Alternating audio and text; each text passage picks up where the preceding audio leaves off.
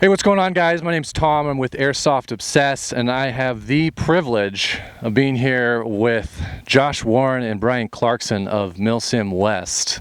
Gentlemen, first of all, thanks for joining us here on camera.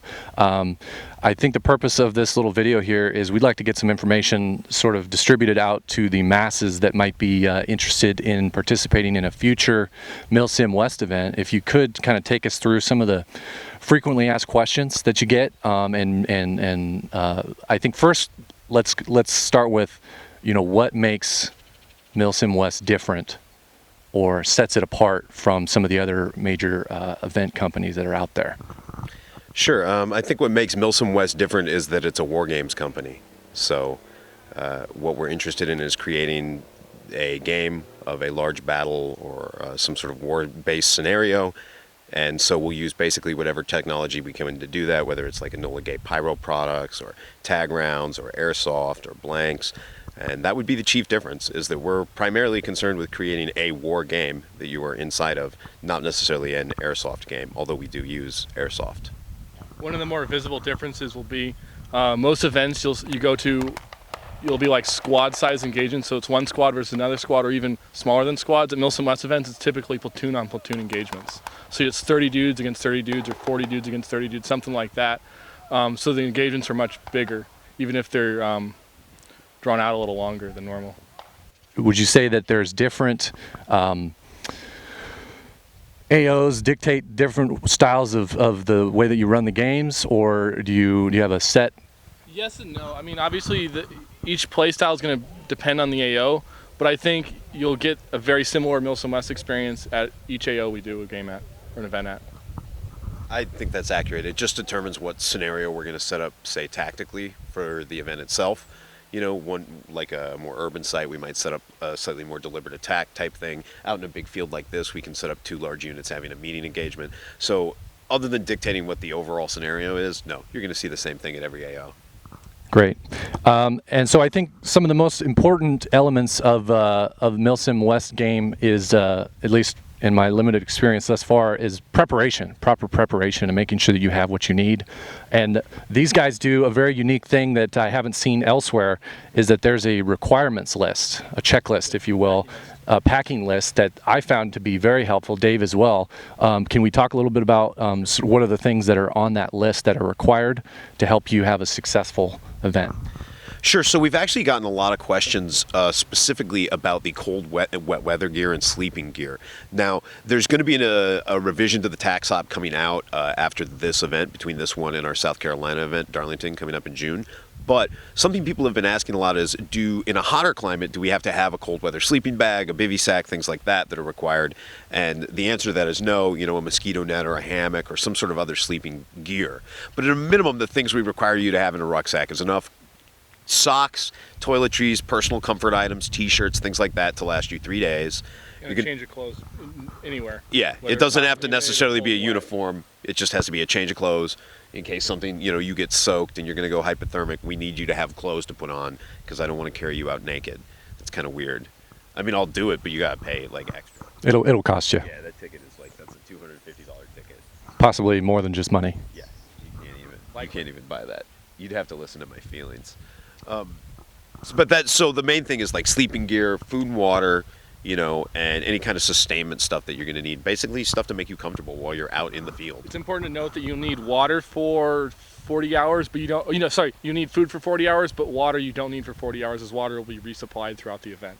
But do bring water with you, because Yeah, people make that mistake where they all the water's provided. They don't fill up their bladders or canteens. I think 2 liters is required. And then they're sitting at check-in for 2 or 3 hours waiting to in-process, and they get dehydrated because they don't have any water. Next question.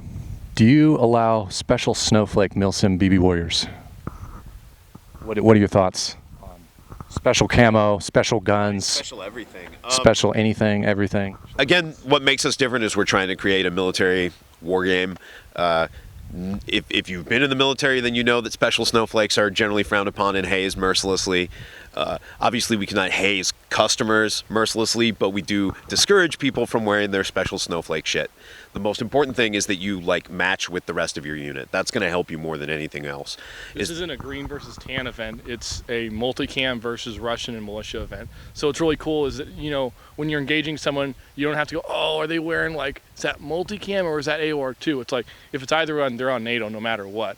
And it's like if they're carrying an AK, they're Russian, so you should shoot them. So for us, I mean, I think the main thing is everybody likes to bring their special snowflake stuff. That is the nature of this hobby, and that's why it is a hobby. But remember that the thing that's really going to help you with this is looking like your group so they don't shoot you. High caps, are they allowed? Are they not allowed? They are not allowed. Never, not once. Not once, not ever. BBs, you guys do a unique thing with Elite Force and the way that you run your BBs and the rations. Can we talk about that? Sure. Yeah, Elite Force is a really big partner of ours. Basically, they supply all the ammunition for both sides for every single event. So players get this unique experience of actually being part of a military chain of supply. The leadership of each platoon and each squad has to manage the ammunition that they have. That's an entirely new dynamic to the events. Is like worrying about how much ammo do I have and not do I have enough to like go back to my car and grab more. It's like, do I have enough to like live through this engagement and then have enough, you know, for a future one? And that's really important because you can't just go back and get more whenever you want. Like, it comes through the chain of supply, so you're constantly having to worry about how much ammunition you have and how much ammunition your buddies have. So smartly chosen shots is the name of the game. Yeah, I mean, ammo conservation is very much like a part of the game. Ammo conservation at a squad and platoon level, leaders thinking about how they're using ammunition, and overall I think it gives the leadership more authority as well. You know, you go to a lot of games where they try and put the structure in place for the units and it kind of falls apart, and part of the reason is because you have people that don't know quite what they're doing, and they have there's no incentive for you to go to your platoon sergeant. He's not giving you beans, bullets, or water. So at least here he's giving you medical supplies, drinking water, and ammunition. So you actually have a legit reason. Like, you can't just blow that dude off because he'll just F you on ammo. So yeah, that's how we do that different, and we're able to do that thanks to Elite Force. All right, so preparation-wise, I think we've got that covered. Is there anything else in particular you think people should know about preparing? Can we talk about the parking? You're driving here versus getting onto the field and the hiking in. I could definitely do that. So I think something a lot of people don't realize is when you come to an MSW event, you're going to come to a parking area, and then from that parking area, you're going to get in-processed by your platoon cadre into the event, what we would be checking at other events. You're almost going to do that in a decentralized way through your platoon. So, like, you're not going to go get in some line. Your platoon sergeant's going to line you all up and check your gear. Then he's going to take you all over to Chrono, and you're going to have these orders that you sign off. So you're actually going to be sitting in processing for between 4 and 6 hours from the time you show up, which is why we tell people show up at 2, because then you can actually be out on the field. This is a rolling start event, meaning, like, some elements will be in play while other elements are still in processing into the game. So, like, the faster your side is about making sure that everybody has done the proper preparations and is ready to go into combat, as it were, because there's no going back to the cars. Like, once you leave the parking area, typically, depending on the event, you either will march out to a site where you'll typically drop rucks and then begin operations, or you'll be trucked to a site. At this event, we're going to be trucked to sites and begin operations, and then some events will simulate an airborne insertion. And then you'll march somewhere and drop your rock. Which leads me to another question which people ask all the time, which is, do I have to carry my pack the whole time? And the answer is no, you do not have to carry your pack the whole time. But you have to be able to carry it. Like, you can't just load it full of everything you want, have it weigh 100 pounds. Going, well, I don't actually need to carry it. You do need to carry it. You just don't need to have it on you the entire time. Not even most of the time, but you do need to be able to carry it. Yeah. At a minimum, you need to be able to carry your pack and all of your stuff for at least a mile. And then I'd recommend having an assault pack on top of that you can carry, like stuff like water, snacks, and that's what you'll have, with you the whole time. That a lot of people ask it like that. They think they're going to have to walk around with everything they own on their back the whole time, and it's like, no, that's crazy. No one would fight that way. You don't need a military rucksack. You can have a civilian rucksack. Yeah. One of the cool things you can do is buy a camouflage rain cover for your rucksack and throw it on top of that, and now it looks like a military rucksack.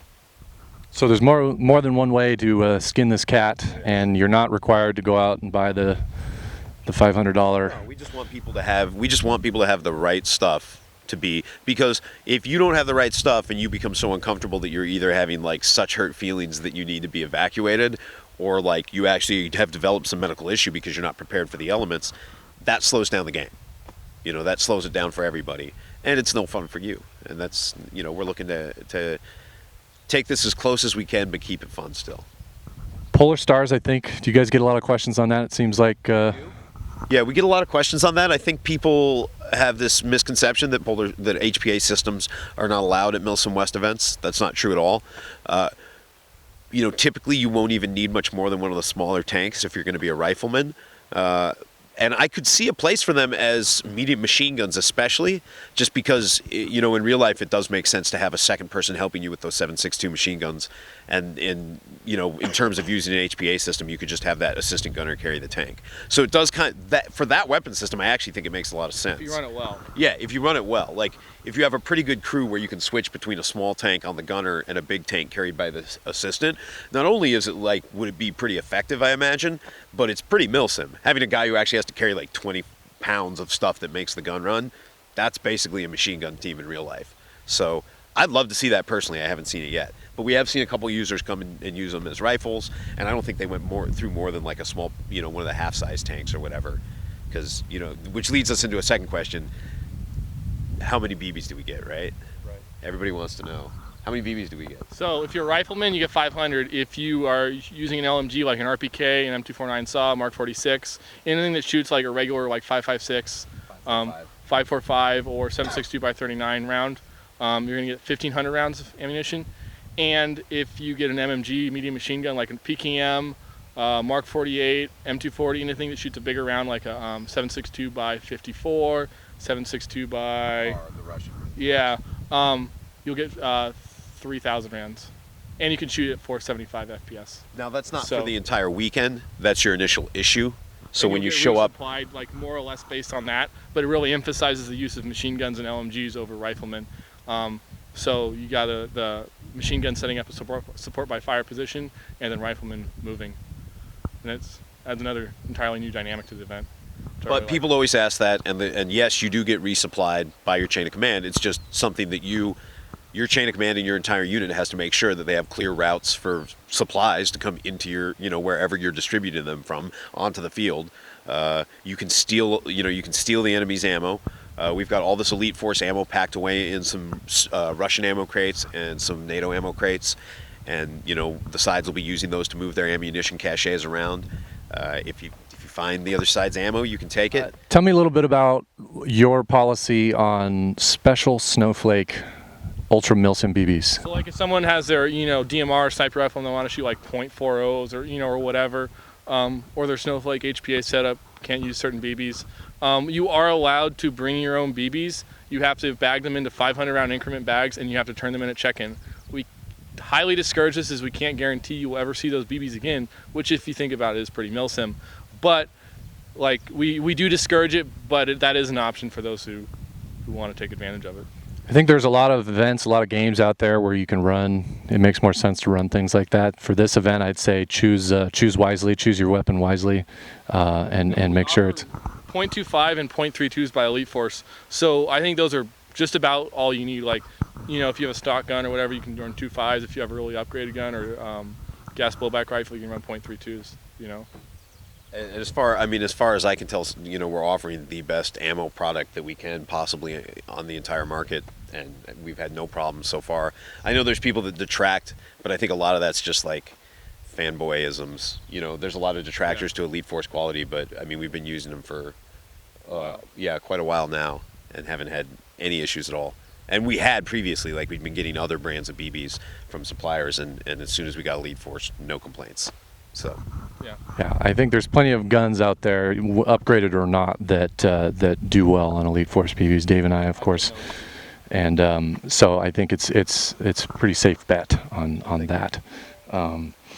So I think that covers most of what I had to get out. If there's anything else you think might be relevant to kind of giving people a heads up on what to expect? Sure. Yeah. The first thing that everyone asks us after any event is, can I be a sniper for the next one? You have to ask your chain of command. There's usually only like 4 slots for that, so just kind of don't be that guy. Work with whatever squad and team you want to be in and be a DMR. Like, we have that rule for a reason, right. Yeah, I think airsofters in general have a misconception of what like snipers do. and the technology of airsoft doesn't really allow them to exploit that fully. So when you tell me you want to be on the company sniper section, what I hear is I want to be on the company reconnaissance section and never shoot and just talk on my radio all weekend. So I think airsofters should remember that when they message us and say, "Can I be a sniper?" what we hear is, "I want to use my radio all weekend and never shoot." And maybe also pee in your pants, because to be ultra milsim, you're not supposed to move, right? I'm not that. You gotta get those. Is that 2 milsim? Is that peeing in your pants is 2 milsim per Josh Warren? Yeah, sorry guys. Sorry.